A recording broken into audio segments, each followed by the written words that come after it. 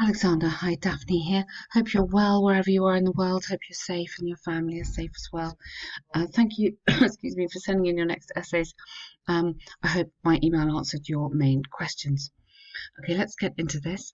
And that is a few people take their family abroad with them whenever they go on a business trip. Is this positive or negative? To what extent do you support this development? Okay, these days, some people are inclined to take their families on business trips to foreign countries. So let's not repeat business trips when they travel abroad, when they travel abroad for work, and it will be to foreign countries. Though all family members have the opportunity.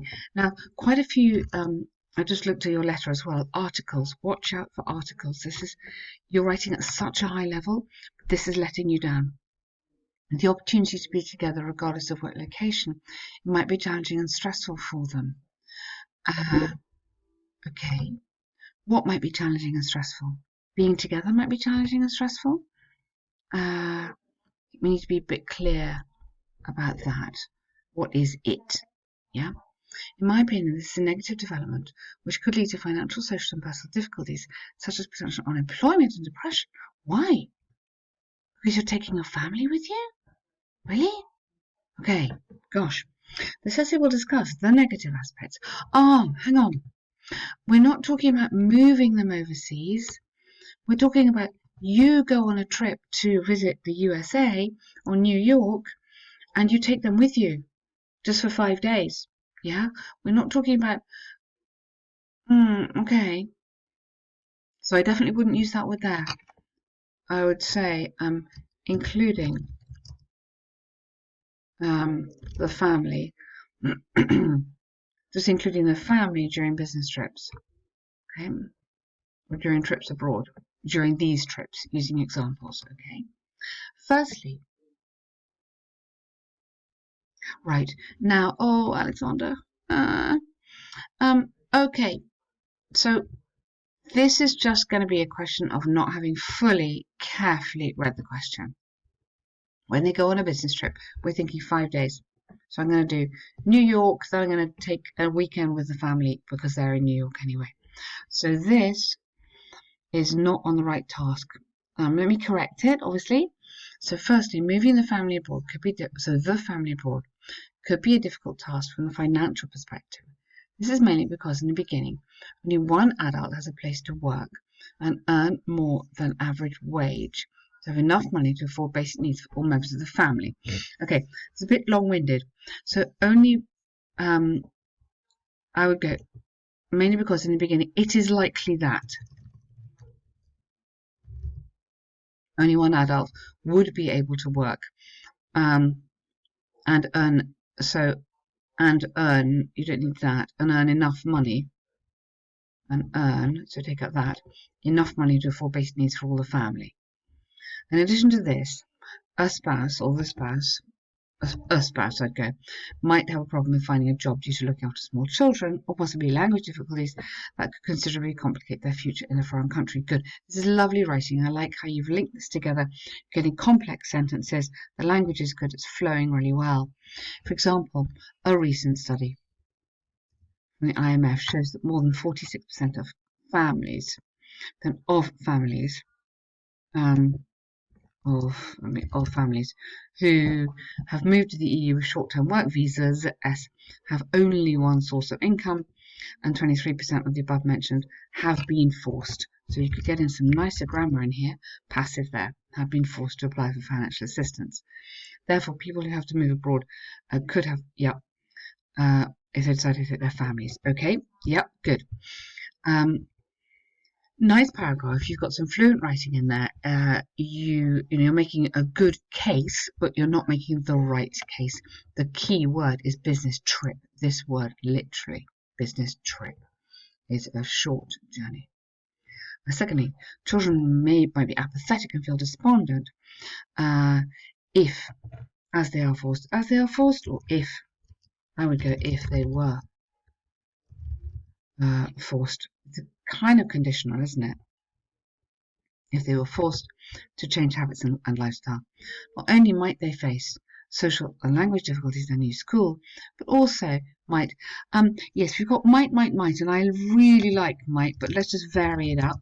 Yeah, let's just put could lose all connection with friends.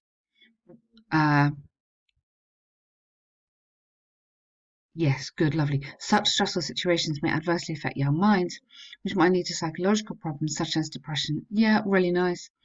For instance, according to the latest figures, latest figures from WHO, more than 60% of people who moved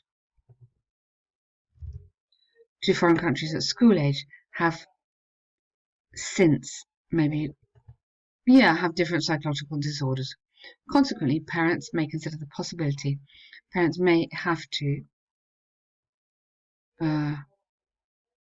maybe just go should actually if you're making a recommendation. You could just try should consider the possibility of leaving their children at home if the trip did not last long.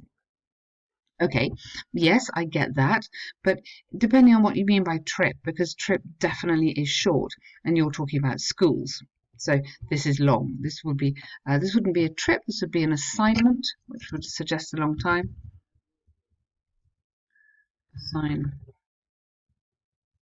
Assignment or relocation. You'd be looking for those kind of words if it was a long period of time. Okay. In conclusion, although staying together is very important, short-term business trips might be appropriate to live separately. It could not only save jobs placed for a spouse, but also children could there avoid stress due to leaving school and friends. Okay, so Alexander, what a lovely essay, really, really nice essay. That you see the problem. So on the task achievement, which is 25% of the marks, you would not score well because of the not totally reading and understanding the question. In terms of the coherence and the language, you would do well because it reads very nicely, it flows very well. You've made some very, very good points in your paragraph. You've shown me some really nice grammar as well in here, really good. I like a lot of what's going on in here. You know you can do it. Just really think about the question before you start. Okay. This is an excellent letter. Absolutely fantastic. I mean, I've got pretty much like nothing here. It's excellent. I'm writing to express my deep disappointment with regard to my experience at your restaurant yesterday. You don't need that. I visit your restaurant regularly and have always been delighted with the quality of service and food. And that is why I chose to celebrate my anniversary. Sorry, I didn't mean to highlight that. It's an addition. My anniversary with my wife. Or maybe it might be easier to say we chose to celebrate our anniversary because you're both celebrating it. However, the meal I ate yesterday fell far short of my expectations. Lovely. My pasta was seriously undercooked and my wife's salad was oversalted. The waiter, or the waiting staff. The waiter was clearly experiencing a busy night and did not react or respond. I'd go react or respond to. So react or respond to our complaints about the quality of our meals.